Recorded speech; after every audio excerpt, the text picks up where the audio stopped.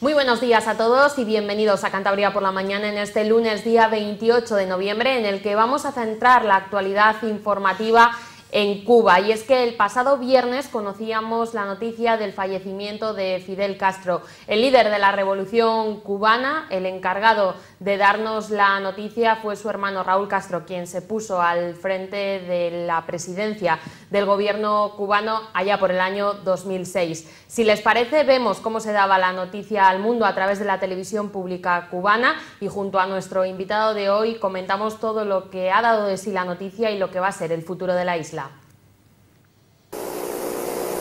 Querido pueblo de Cuba, con profundo dolor comparezco para informar a nuestro pueblo, a los amigos de nuestra América y del mundo, que hoy, 25 de noviembre del 2016, a las 10:29 de la noche, falleció el comandante en jefe de la Revolución Cubana, Fidel Castro Ruz. En cumplimiento de la voluntad expresa del compañero Fidel, sus restos serán cremados en las primeras horas de mañana, sábado 26. La comisión organizadora de los funerales brindará a nuestro pueblo una información detallada sobre la organización del homenaje póstumo que se le tributará al fundador de la Revolución Cubana. Así era como los cubanos y el mundo entero se enteraban, conocían la noticia del fallecimiento de Fidel Castro. Gervasio Portilla, muy buenos días. Hola, muy buenos días. Bienvenido al programa. Hoy tenía que estar también con nosotros Federico Lucendo Pombo, Sí, al que mandamos un saludo desde aquí, porque la salud no le ha permitido exactamente estar hoy en el plató. Se ha sentido indispuesto y ayer precisamente tuvo una reunión, me ha contado, en Asturias, con miembros precisamente del exilio cubano. ¿Qué supone esta noticia para lo que es en sí el régimen y para la vida de los cubanos? Yo creo, esto es una opinión personal y evidentemente basada un poco en la experiencia de cómo funciona el régimen, que a corto plazo en nada o en muy poco, porque una de las cuestiones del régimen cubano es que en los 50 y pico años ha ido labrando una serie de poderes que por edificios, por zonas, a la población se la controla y es muy difícil que ese nudo de control hacia las personas, hacia el sistema, pueda producirse. Solo si se produce un cambio desde dentro, es decir, que exista una parte del ejército, cosa poco probable, o alguien que se atreva, porque cuando ha habido generales, ha habido en algunos casos, recuerdo sobre los 70 fue fusilado un teniente general, precisamente pues por no estar de acuerdo con la revolución y parece ser desconfiar lo que es el poder castrista y todo su entorno de él. Entonces allí no se mueve nadie, ¿no? Entonces en un régimen así tan cerrado es muy difícil las involuciones. Y luego cuando se producen, el pueblo tiene muchas dificultades de adaptación. 50 años son muchos, 50 años en los que la mentalidad del pueblo ha ido cambiando, en lo que el esfuerzo ha desaparecido, el interés por vivir mejor también, y los que lo han tenido o no se han resignado han marchado. Ahora tenemos un caso muy curioso, el experimento de los pequeños restaurantes privados, que hace unos 4 o 5 años empezaron a dejar abrir y que están funcionando con diferente éxito. Bueno, pues eso crea envidias en el resto de la población, porque esos pequeños empresarios ya manejan su dinero, tienen sus ahorros, viven mejor, y claro, en el resto de la población, que no tiene absolutamente nada, que tiene que ir con la cartilla de racionamiento, no pueden ir a las tiendas en las que se compra en dólares, etcétera, pues crea un boomerang. Por lo tanto, lo que hacen siempre los regímenes comunistas, se divide a la sociedad, se crea un falso igualitarismo porque el poder vive fenomenalmente. Ahí están esos datos de Forbes. La revista Forbes calculaba hace un año que cálculos aproximados que la familia Castro es poseedora de dinero y valor por importe de 800 millones de dólares. Lo que sí se sabe es que el poder tiene connotaciones con mafias económicas. No digo el perocastismo, sino los aledaños, porque para poder un negocio allí habría que siempre generar con personas gestiones y untar el carro, como se dice vulgarmente. Luego es un régimen corrupto de arriba abajo. Yo hace 6 meses, al estado un familiar mío, 2 familiares míos, desde que te subes a un taxi para ir a un sitio, pues ya le estaban ofreciendo, bueno, en concreto, prostitución, etcétera. Es decir, se ha creado un lumpen. No quiero decir con eso que toda la sociedad sea así, no se entienda esto, sino que evidentemente, éticamente, es un pueblo derrumbado. Recuperar un pueblo así, yo lo veo francamente difícil. Puede reaccionar con todo lo contrario, con un ultracapitalismo tipo China, en que entre el consumo desaforado y pasemos al otro extremo de una brutalidad, porque al faltar los valores. Luego yo veo la evolución de Cuba, soy más bien pesimista, a pesar de que, bueno, hay que creer en esa visión que tuvo ese santo español, San Antonio María Claret, que hasta el momento se ha cumplido. Es muy importante que le cuente esta visión. Iba San Antonio María Claret, un santo español, que fue obispo español, le mandaron a Cuba, iba con su burro por Sierra Maestra y cayó en bruces en un sueño y luego contó lo que había visto. Fue un siglo y pico antes que un joven iba a bajar de las montañas, que iban a bajar barbudos con crucifijos que luego iban a tirar, que iban a crear mucha violencia, etc. Iban a estar 50 años en el poder, es decir, toda la profecía de lo que ha sido Fidel Castro. Pueden verlo en internet. Realmente pone los pelos de punta porque da una serie de detalles que son realmente espectaculares. Por lo tanto, Cristina, hija, yo soy poco optimista, ¿no?, de lo que ha pasado en el pueblo. Un pueblo que Cuba tiene 11 millones de habitantes. Se calcula que 2 están fuera, eso ya te dice una idea, ¿no? Es decir, el pueblo se ha acostumbrado a vivir de una manera, pues con muchas carestías, pero el ser humano se acostumbra a todo, no se acostumbra a la lucha. Entonces yo ahí creo que la economía de mercado va a tener muchos problemas. No digo que no se pueda aplicar, sino que va a tener muchos problemas.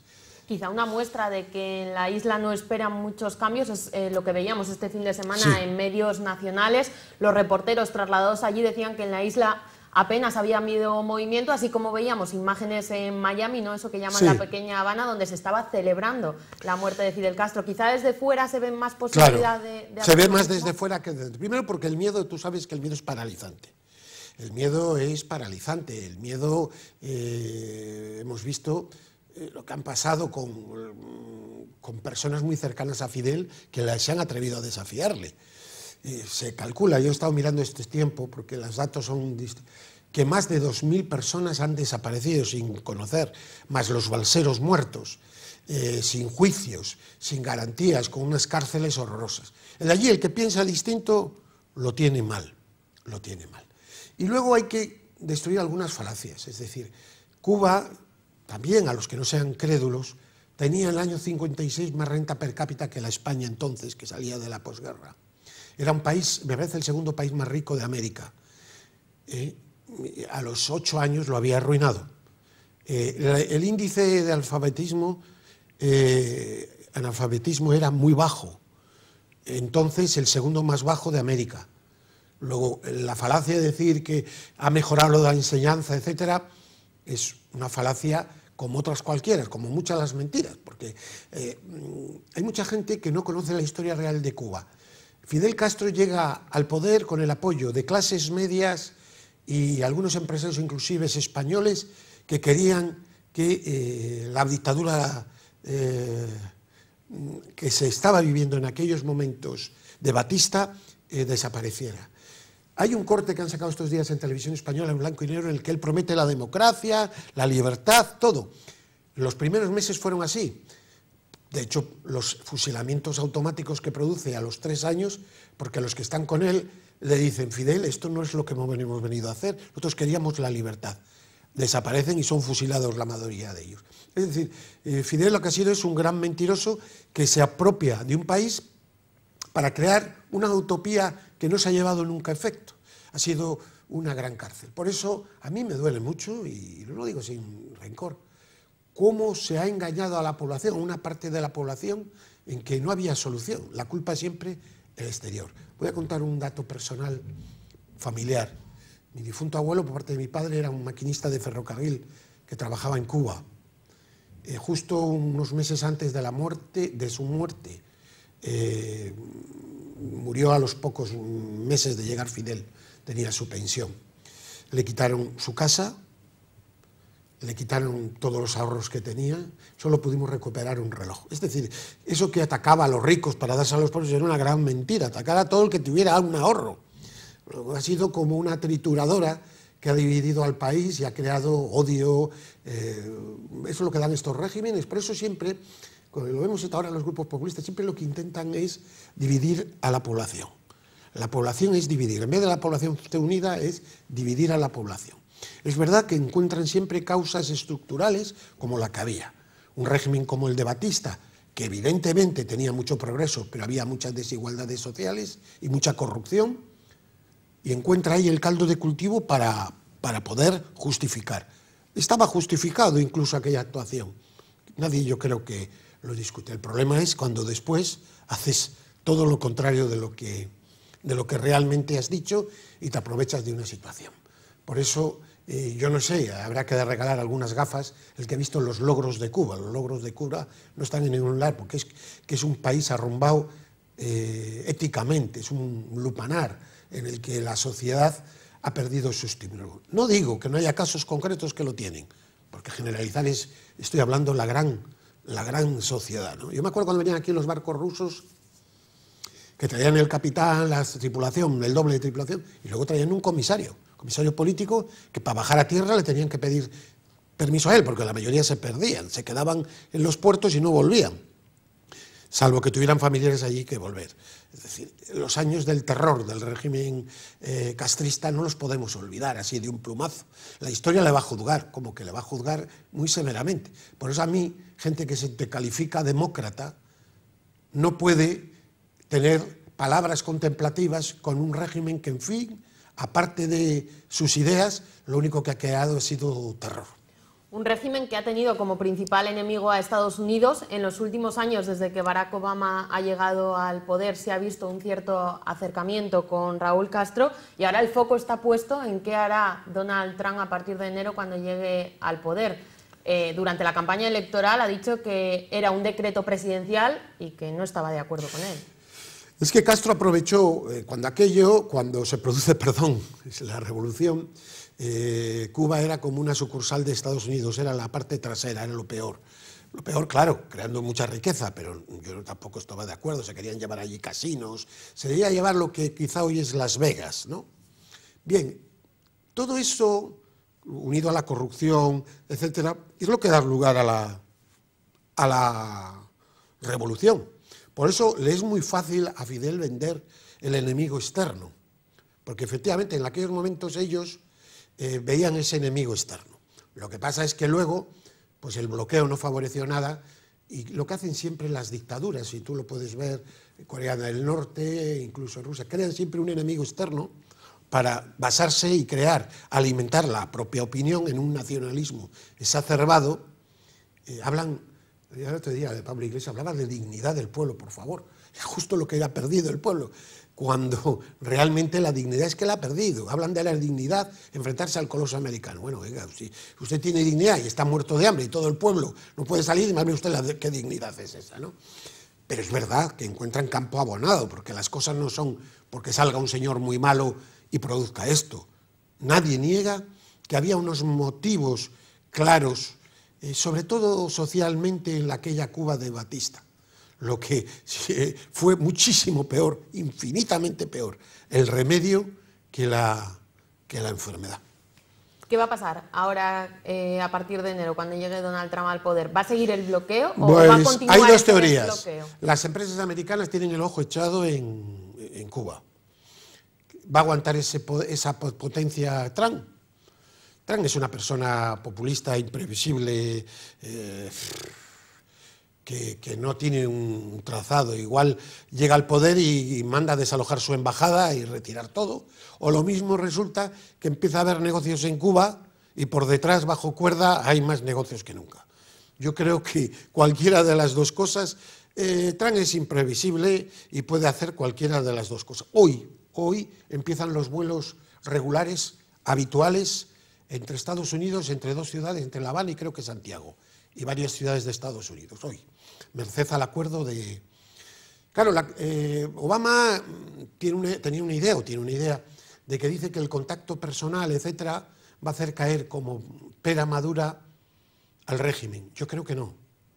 Yo creo que es bueno lo que ha hecho Obama, ojo, porque esto está dando lugar a que las personas se conozcan, las familias se reúnan, haya mucho dinero que llega de Estados Unidos a Cuba, pero a mí me parece que el régimen por dentro se puede convertir en un régimen tipo China, economía muy capitalista, en la que los que eran ahora se hagan los dueños, los gerifalques, los que eran generales, etcétera, etcétera, pongan los negocios y luego la sociedad viva francamente mal. Y yo creo que son los riesgos. La evolución de una sociedad tan comunista, tan cerrada como la cubana, a una sociedad de libertades como conocemos en Europa, es muy difícil y si se produce será traumática. Esa es mi opinión, lo que no significa que no me gustaría todo lo contrario.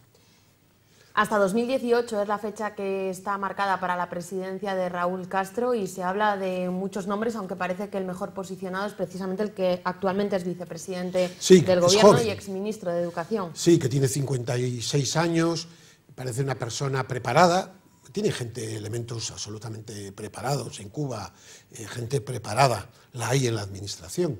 Lo que pasa es que hemos visto como el anterior, los que estaban de ministro de Asuntos Exteriores, no el anterior, sino el anterior, pues ha caído en desgracia. Y en los regímenes comunistas caes en desgracia y pasas a estar o en la cárcel o a morirte casi de hambre. Es que esa es la cuestión. Entonces nadie desde el poder se atreve a mover un dedo. Aunque mucha gente, evidentemente, que viaja y que tiene posibilidades de ir al extranjero, en su fuero interno piensa en eso. A mí no me cabe eso la menor duda. Pero si tú tienes familiares, tú tienes un estatus de vida que puedes comprar en las tiendas magníficas que pagas con dólares, tú tienes un estatus social bueno, aunque veas que aquello es un desastre, es difícil que se produzca el cambio. Por eso digo que está muy amarrado el cambio, no es como por aquí, cuando con Franco, que España era un país en el que tú podías viajar a Francia, Alemania, etcétera, el libre mercado estaba establecido, solo era una cuestión política, al margen de que no existiera la persecución, esta persecución. Yo no he conocido que en las casas se vigilara qué pensaba la gente, etcétera, ¿no? No tiene ni comparación. Pero la evolución democrática es muchísimo más fácil. La evolución democrática en un régimen como el de Cuba, en el que además se le ha insuflado al pueblo, y por eso que el enemigo exterior es el que ha creado sus problemas. Que ellos están en lo cierto, que los demás se han equivocado y que ellos son víctimas de un atropello. Eso desde la escuela se dice y es muy difícil cambiarlo. No nos vamos a engañar. Las cosas son así. Por eso yo creo que la evolución va a ser difícil. Me gustaría ser más optimista, pero no lo soy. Luego, si se produce esa evolución, hay que decir que hay miles y miles de causas. Hay algunas asociaciones que se han creado para recuperar terrenos, casas, etcétera, que están en un limbo jurídico, ¿no? Y que eso, poder pagar todo eso por parte del Estado que se cree, va a ser casi imposible. En fin, es un trayecto complicado el que tiene Cuba por delante. Lo que sí va a beneficiar es para que en otros lugares, por ejemplo, como en Venezuela, que están así, que hay más de 3.000 expertos cubanos metidos en la administración venezolana, puedan caer en desgracia y que esos regímenes que se han estado alimentando de la exportación de Cuba puedan quedar más libres. por ahí puede ser, pero ya está hablando ahora Putin de nuevo poner una base en la isla de Cuba, etcétera. Luego no van a faltar sátrapas para que seguir controlando a esa gente, a ese pueblo que por otro lado quiere mucho a España, que era un pueblo rico. Cuba es un vergel, era un pueblo con unas grandes posibilidades y que este régimen atroz ha convertido en miseria, miedo y falta de libertad. Esa es la realidad. Bueno, hasta el próximo 4 de diciembre es cuando está decretado el luto oficial en la isla. Estaremos pendientes de las noticias que desde allí llegan y te agradecemos, Gervasio, que hoy nos hayas acompañado para hacer este análisis del futuro de la isla. Muchísimas gracias. Más bien pienso del poco futuro que veo. Ojalá, me gustaría que fuera. Muchas gracias, Cristina. Muchas gracias, Gervasio. Nos marchamos a unos minutos de pausa y enseguida estamos de vuelta.